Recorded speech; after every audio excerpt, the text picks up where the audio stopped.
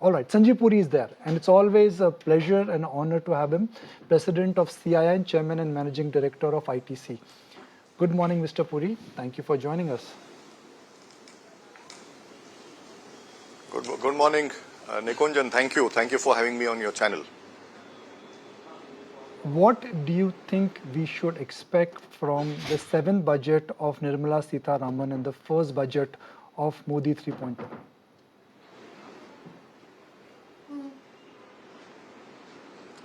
I think first of all, let us acknowledge that the strategy and the vision that's guided earlier budgets has worked well, and that's evident in the economic survey that was tabled yesterday. A lot of positives there. It's also evident from the economic performance.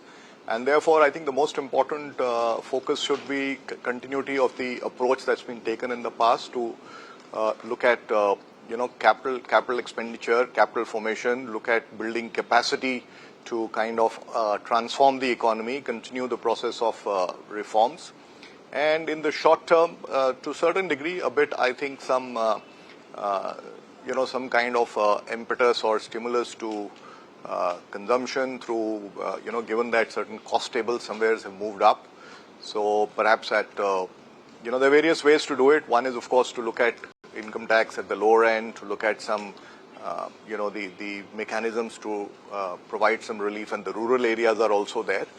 So this is what I think would be the expectation, and within capex, and we're also looking at a higher investment in rural, and we would also like to see a direction on how over a period of time the investments in the social infrastructure can be progressively enhanced, and really build the human capital, which is a very, very big strength for India. Area which in a sense needs a bit of bailout is the entire agrarian space and the rural income. Do you think enough and more can be done in this budget, given that there is a strong cushion now available with the government, at least on the tax front, that they can go easy on rural spending?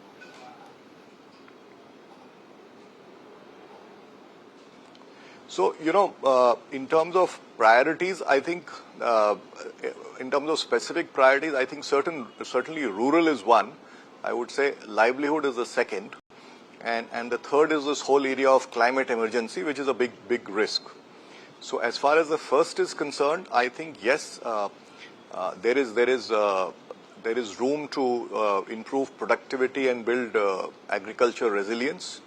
And I think the economic survey has also alluded to the fact that for the continued economic transformation, the agriculture sector needs to transform. So there are some pieces that need to be dealt with through reforms. And there are pieces that need to be dealt with partnerships with value chain players, so that the farmer collectives are scaled up, the technology is brought into agriculture. There are over 1,000 agri startups in India. So can we create an ecosystem of micro enterprises and look at farming as a service, because it's very difficult to own each of these technology assets by individual farmer collectives, and perhaps look at a cluster level. And this was also, in a way alluded to also in the vote on accounts, where the Honorable Finance Minister had spoken about the integrated aqua parks. Now, those are very, very powerful ideas, and I think they can really put India on a accelerated growth as far as agriculture is concerned. So some of these things need to be scaled up and newer ideas brought in. And we specifically need to work on building resilience, where it has to be a partnership between the farmer collectives, value chain players, and the agriculture research institutes, because some it's about implementation, some it's about also research. As far as the issue of livelihood is concerned, I think first of all the economy is creating jobs, and there are various data points available as far as that is concerned. To provide further impetus, I think we do need to really get our labor-intensive sectors, on a higher growth trajectory. Whether it's apparel, toys. These are areas where a lot of employment can get created. Wood-based industry, furniture, tourism. Tourism is already seeing an upswing, but I think the potential is far, far more. So these are some of the sectors that can create a lot of good quality jobs. And as far as the climate is concerned, I'm just going to make 2 points there.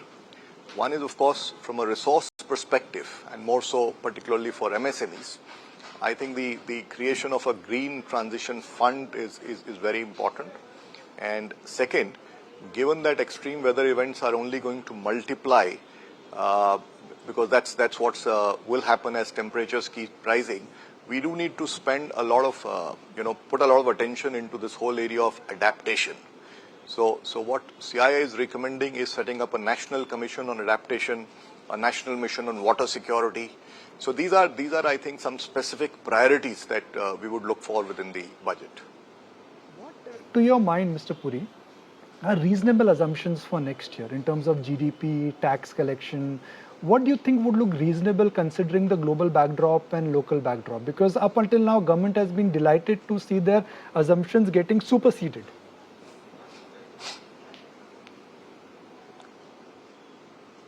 I think that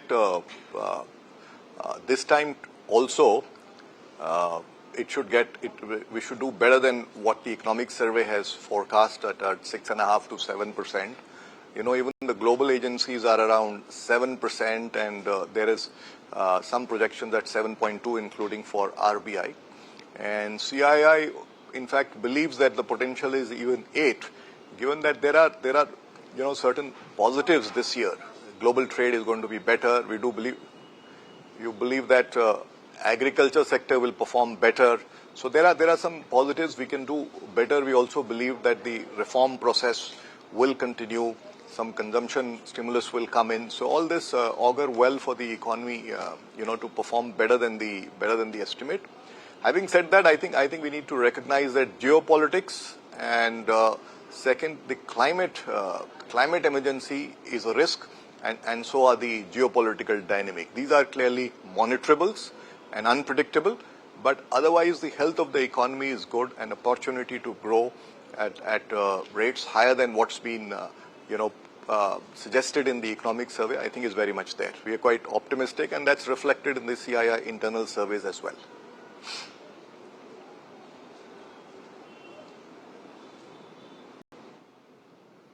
What phrase do you think you are likely to use after the budget speech? Great budget, positive budget, pragmatic budget?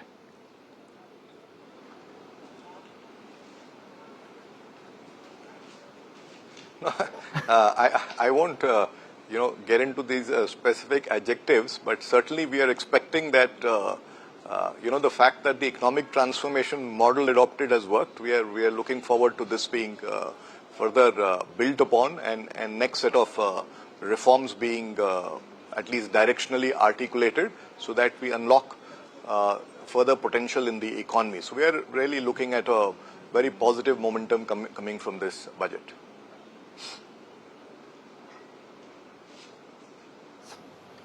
If there is no changes on cigarette taxation, I am assuming that will change the narrative for you personally when we'll connect with you after the budget?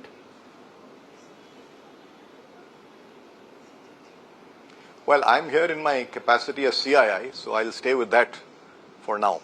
As far as ITC is concerned, we will have happy to have another conversation. All right, sir. I respect that. Really nice to have you, and always a pleasure to have you on ET Now. If you like this video, then like, share and subscribe to ET Now.